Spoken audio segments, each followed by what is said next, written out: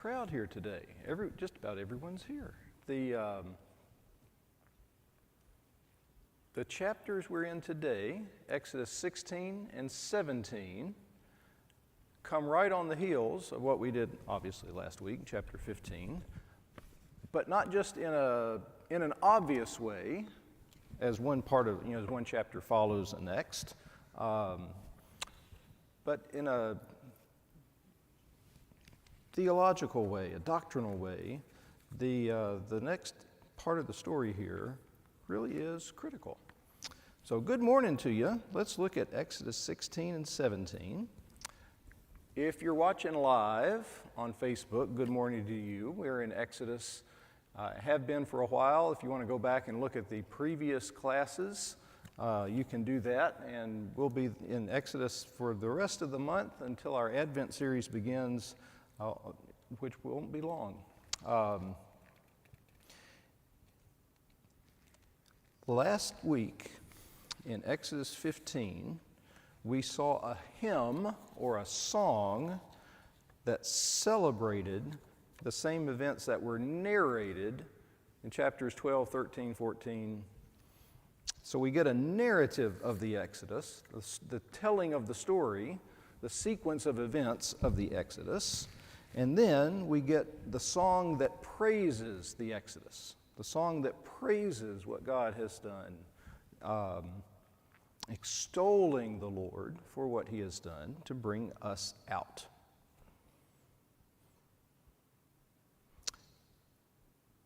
And what comes next is critical. Won't read all of 16 and 17. There's too much to just read aloud. But let's look and see, and our Pew Bible does a pretty good job with paragraphing these scenes, as it were. The first time the curtain kind of comes up, we're going to see, we'll see a similar pattern. The Israelites will go somewhere. We'll have a challenge or a crisis or a problem. We'll see how that is resolved. There's going to be something about a name.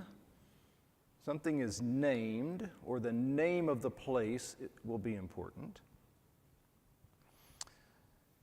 And in one sense, it advances the storyline, but in another sense, it will reveal to us something of God who has led Israel out.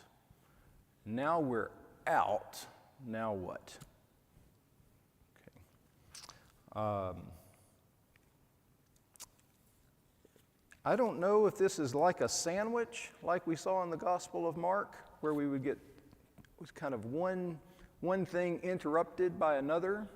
And so we'd kind of have not really a part A and part B, but we'd have two similar things that surround a second. Well, we don't really have, maybe it's not a sandwich, but we've got an incident about water, an incident about food, an incident about water. Is that like a sandwich? And then there's something about safety. So there's challenges that come up. Uncertainty. A crisis, something to complain about. We're going to begin to see this. So when you go back to your childhood, and we remember hearing the stories of the children of Israel wandering and them complaining, we're going to get that word in sequence, in these events. There's a cry, there's a complaint, there's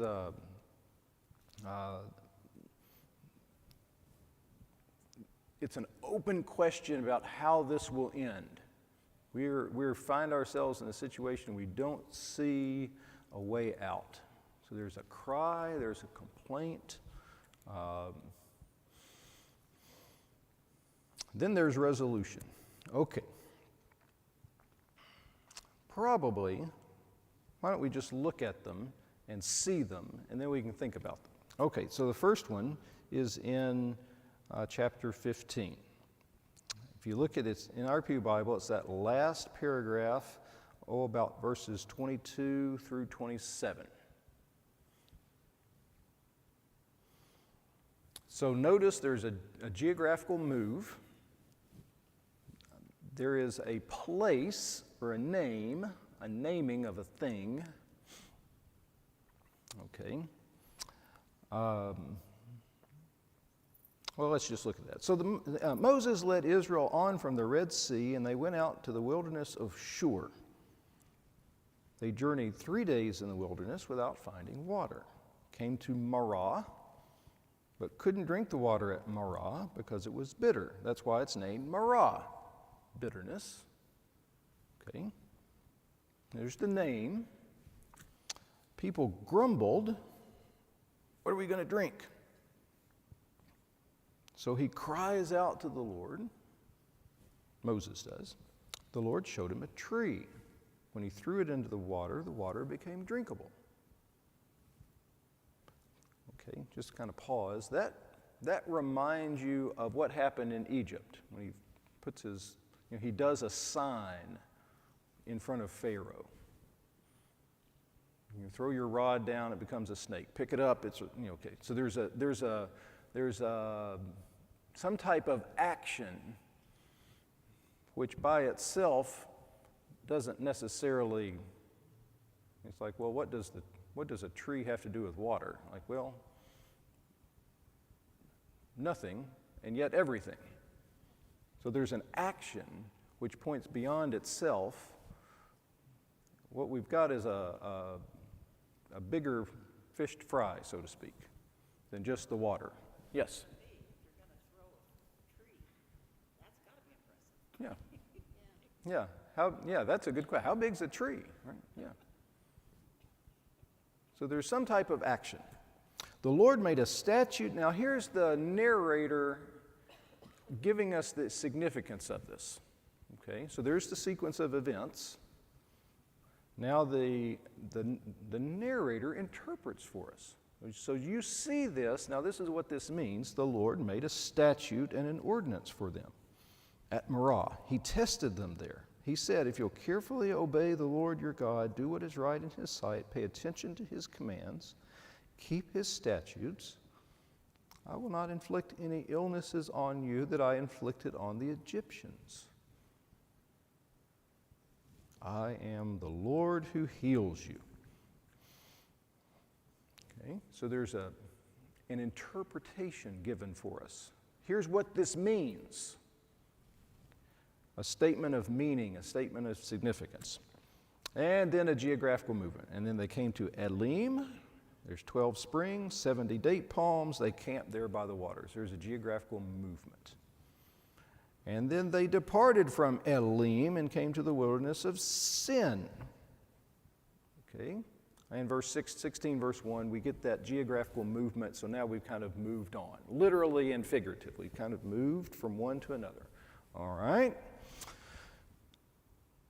There's a lot that could be said, but there's a lot that's not said about this incident, so it's very selective in what it presents to the reader. We get a geographical move, we get a crisis, a problem, a trouble, a complaint, a grumble. Moses cries, so the people grumble, Moses cries, and then something is done about it. In this case, it's a play on the name. Marah, which is bitter, the water's bitter. We're thirsty, we don't have anything to drink, we can't drink this. What will become of us? Why have you brought us out here? What are we going to drink? Okay? And then the action makes the water drinkable. Okay, now what's interesting here is we don't have the law yet. We haven't gotten to Sinai. We have not received statutes and laws. So we get language of that, but we have not gotten it. Okay? That's just something to notice. We haven't gotten it yet. We have not received the law yet. We have not received ordinances yet. We will. people who read this, we've already seen the story kind of play out, so we know where they're going, we the readers. Here in the moment, they have not received it yet. We the readers already know. I guess if you have read this for the total first time, you don't necessarily know what's happening. But everyone in Israel who has heard this, receives Exodus, they're within the community of faith. Presumably they've heard it. Presumably so have we. And I think it's safe to say we all have, right? Even from childhood. We've heard the stories of the children of Israel wandering in the wilderness. With that knowledge, we read this and we can see from the beginning, they've already,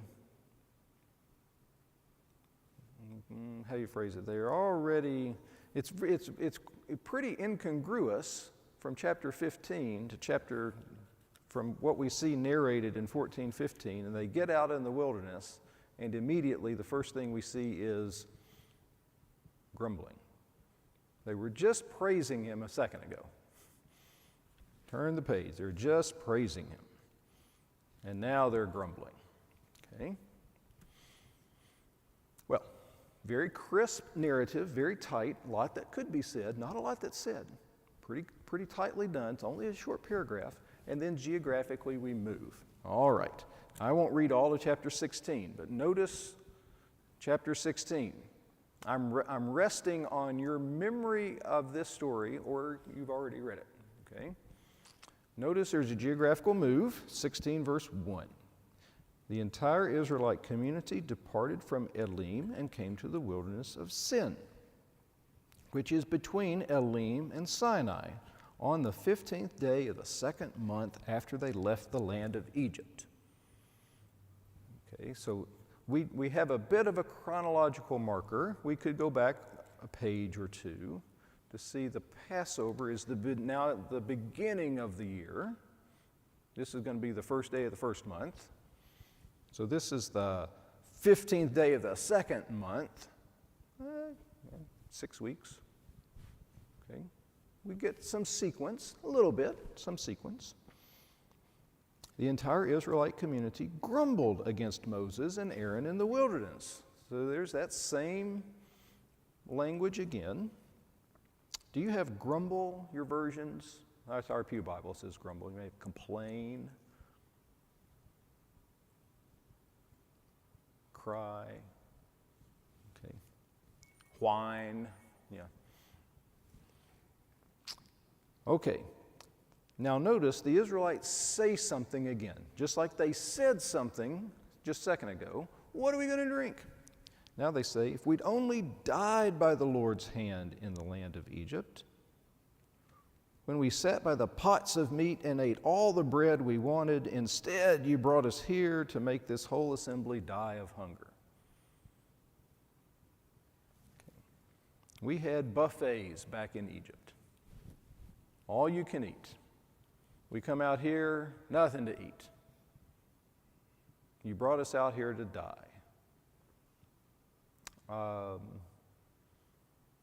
Which is the second time we've seen such a thing said. Okay, so just file that away. The second time this kind of thing is said. Now, then it was water, now it's food,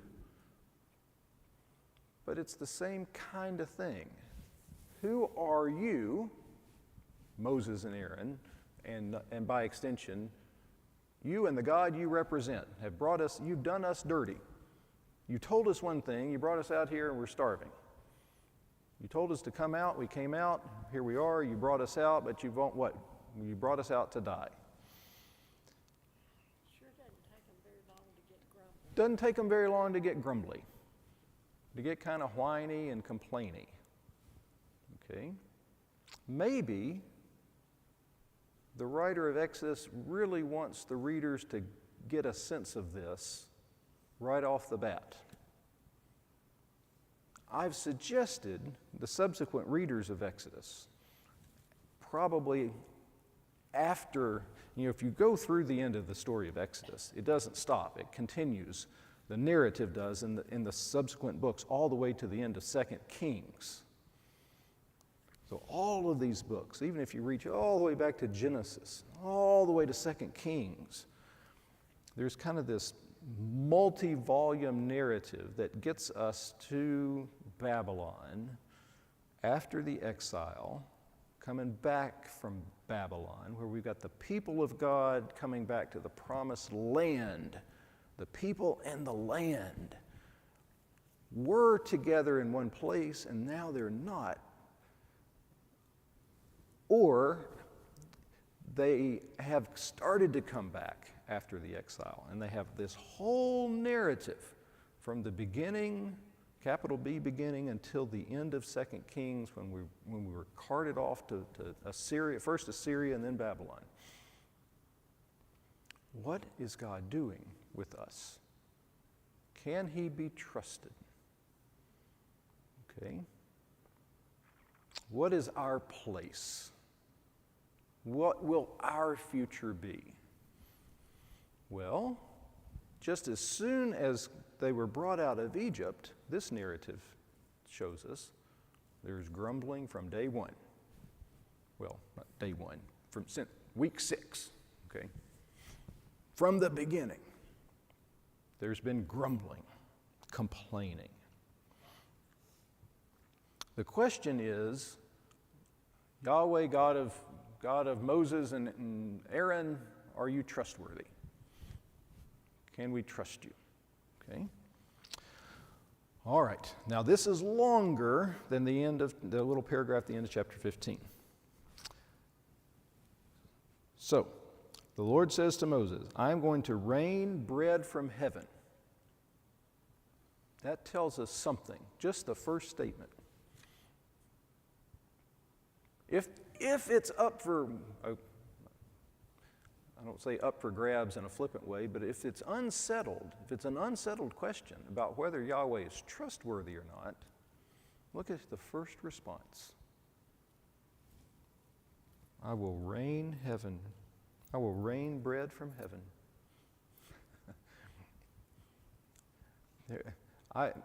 You will be covered in food. Okay? Go out each day, gather enough for that day. I will test them to see whether or not they follow. Interesting. I will test them. There's something that's unclear. We don't quite know how it will turn out. And the test will reveal the outcome. The test will show us where we stand. We don't know where we stand.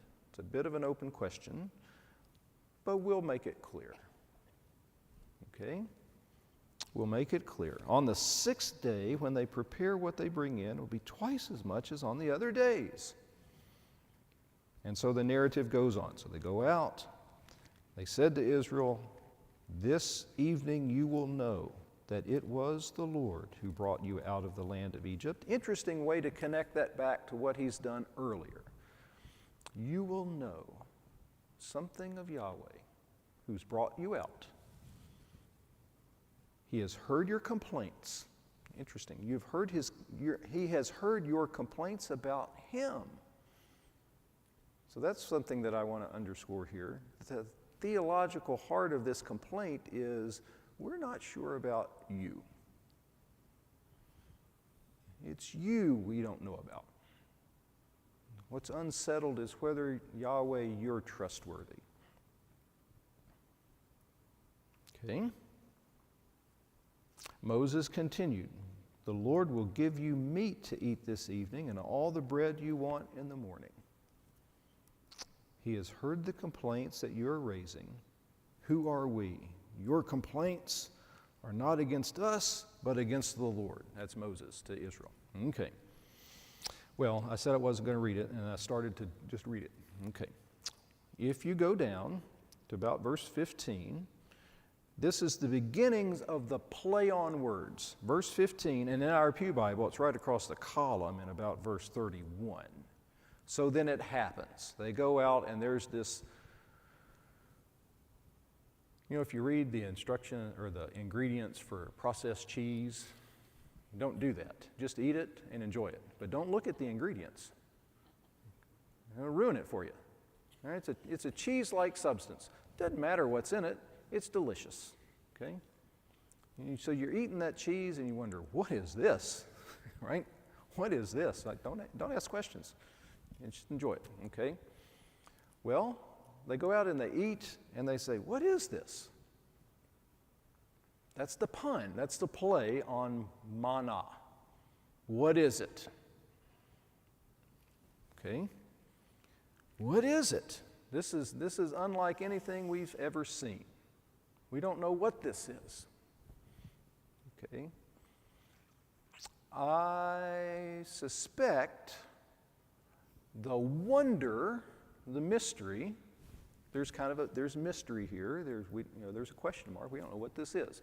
My processed cheese joke is just to soften just to test the waters here, folks. Okay? Not to be flippant, but what is this? It's unknown. It's a mystery. It's not anything we've ever seen before.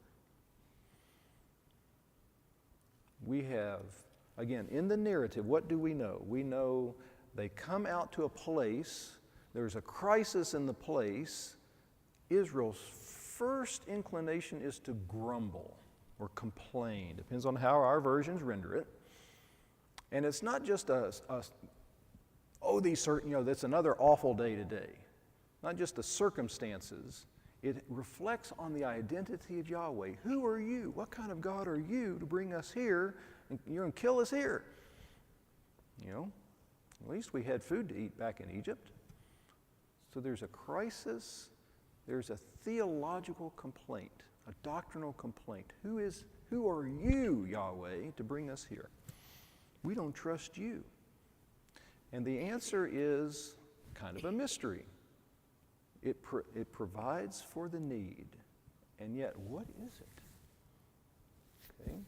It just, what comes down like the dew. Again, you remember in VBS wondering how they did this, how this happened. The mystery. It's like flakes, fine flakes, like frost on the ground. Okay? What is it? Okay? Well, you see the instructions. You can gather it. Don't try to hoard it. You don't try to hoard it. It's not going to work. Okay? You can try. It's not going to work.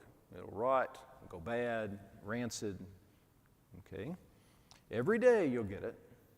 But if you try to hoard it, try to get tomorrow's today, not going to work. You have to wake up tomorrow. And then we see the Sabbath comes in. Look at verse 23. Every morning, get it early, have enough for today.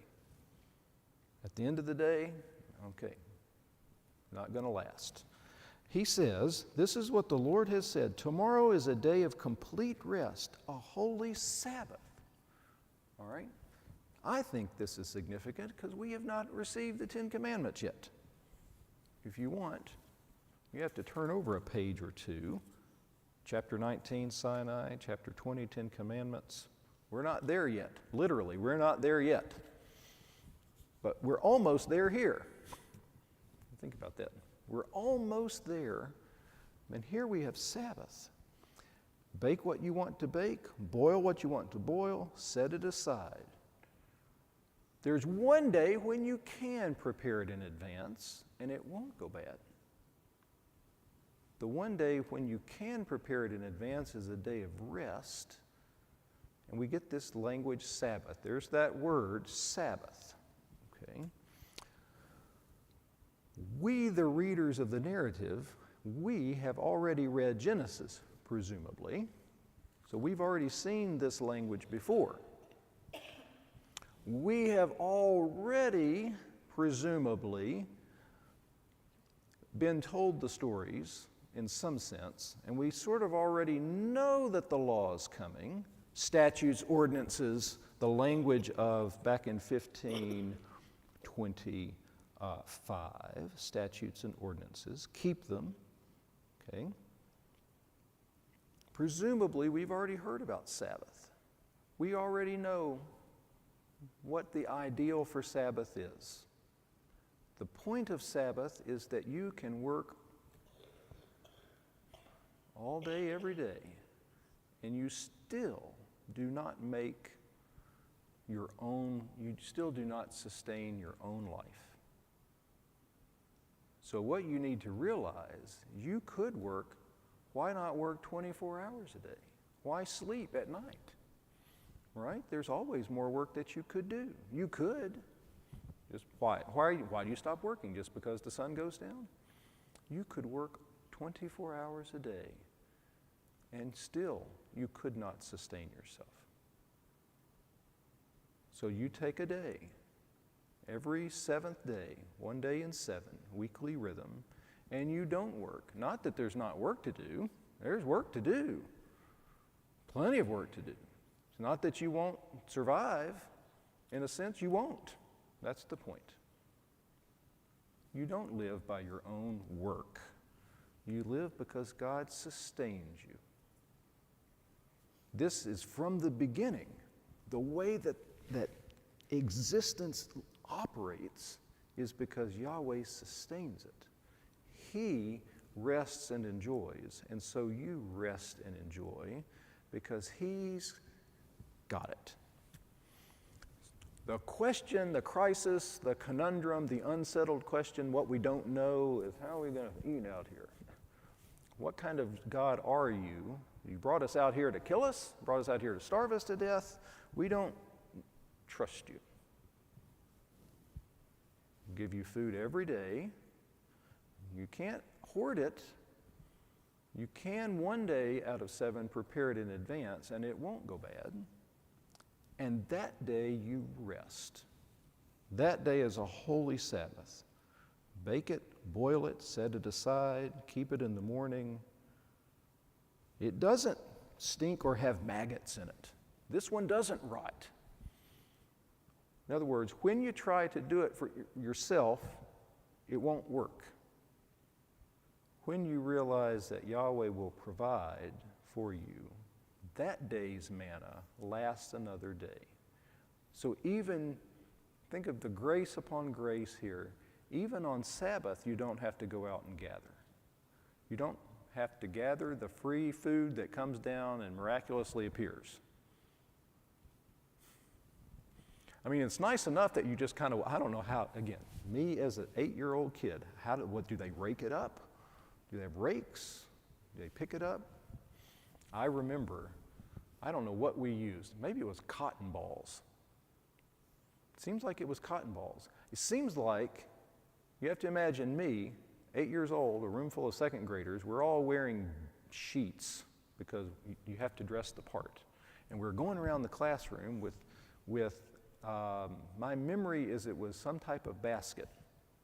We were picking up cotton balls and we were showing everyone how it was done, picking up the manna all over the classroom. That's my memory. Upstairs, second room, first room's first grade, next, okay. It's clear as day. We're picking up cotton balls. So even on the normal mode of life, Israel collects the gracious food that's provided. Except one day, they don't even have to go out and pick up the food that's provided because it keeps grace upon grace. Don't know what it looks like, but somehow they eat. Eat it today. Today is a Sabbath for the Lord. Today you won't find any in the field. 6 days you'll gather. On the 7th day there will be none. And you see what happens. They immediately go out and try to do it, and it doesn't work. Okay? That's the question, verse 28, that I think is really kind of at the heart of this whole series of stories. How long will you refuse to keep my commands? Something is unclear, unsure. Something needs to be tested, and the test will reveal something to us. What's being revealed for the Israelites is, in light of what God has done for them, they still refuse. The test reveals something, and what it reveals is Israel is stubborn. Okay, I think that helps us understand maybe the composition of these whole narrative. You read all the way to the end of 2 Kings, they are stubborn. Look at the character of Yahweh. They cry out, or if we go with they complain. He gives them grace, gives them food, sustains them, doubly sustains them on one day of 7. The same day he rests, he asks them to rest. They grumble. Okay. Skip down to verse 35. The narrator says, the Israelites ate manna for 40 years. So we get a little bit of a glimpse of how this is going to turn out. Okay? We're just a month in, right? We're just 6 weeks in. They just got started. But the narrator kind of peeks, peels the curtain back, and we get a bit of a peek into what's going to take the rest of the book to go through. 40 years. It's a long time. Long time. In some ways, it's a long test.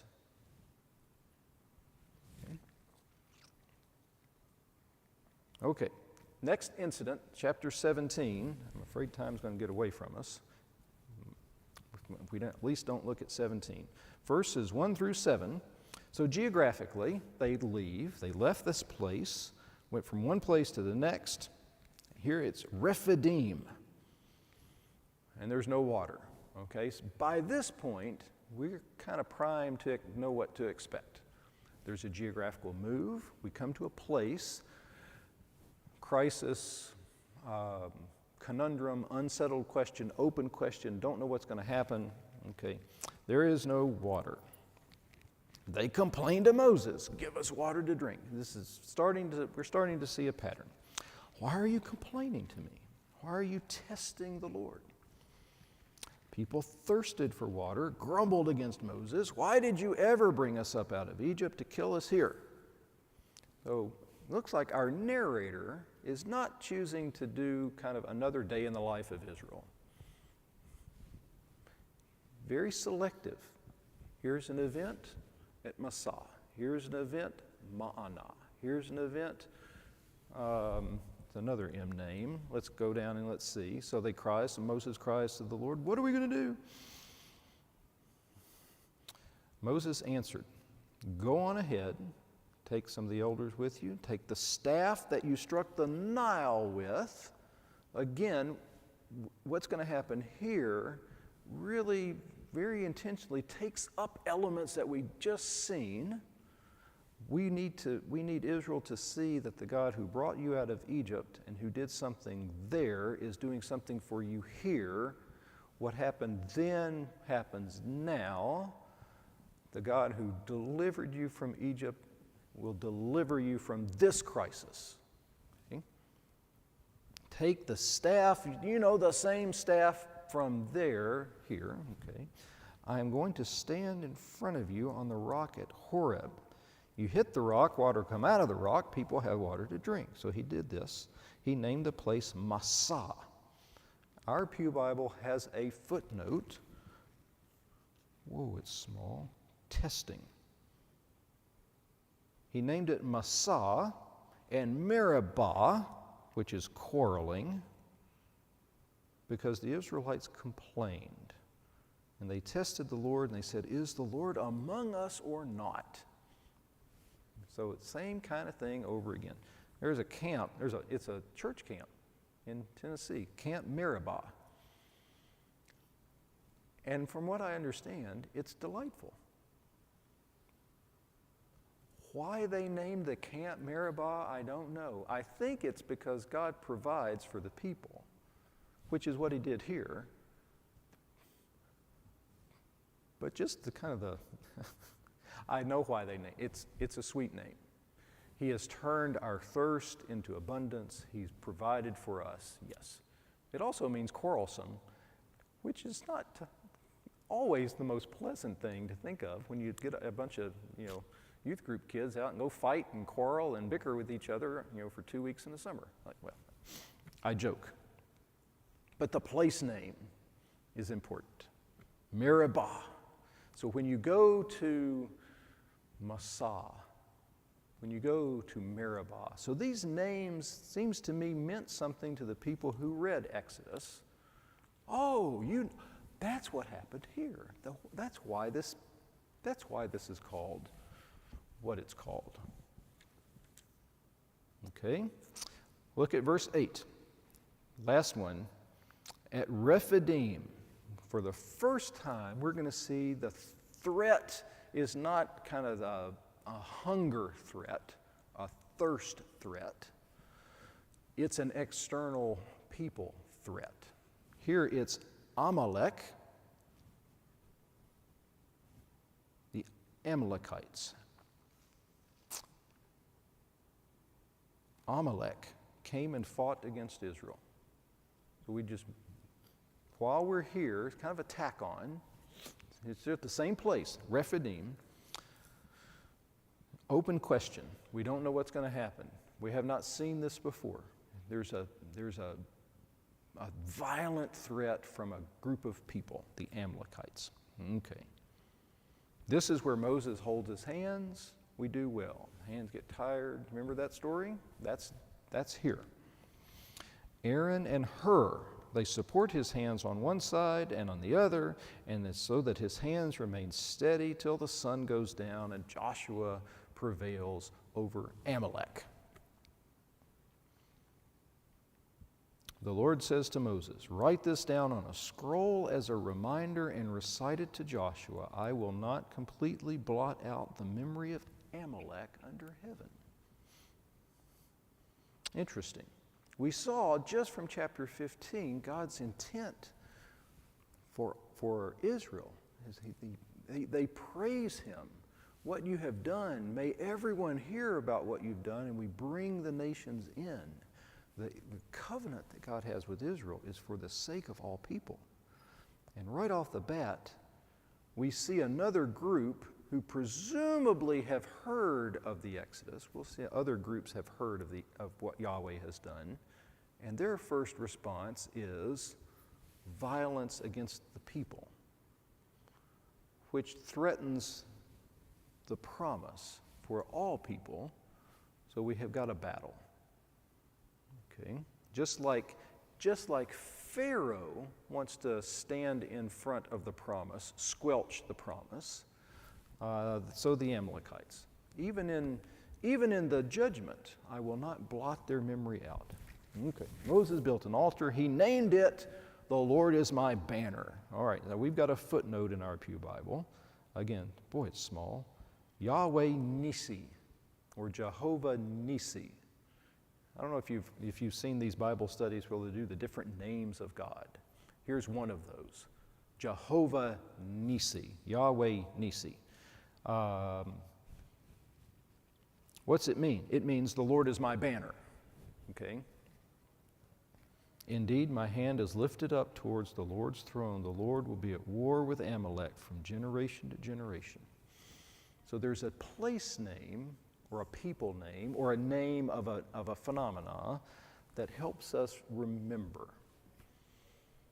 Okay, time is going to run out on us.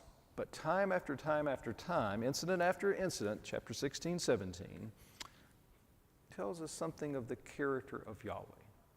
Who is it who has brought us out of Egypt? Yahweh, God of Israel. At every step, he has provided for us.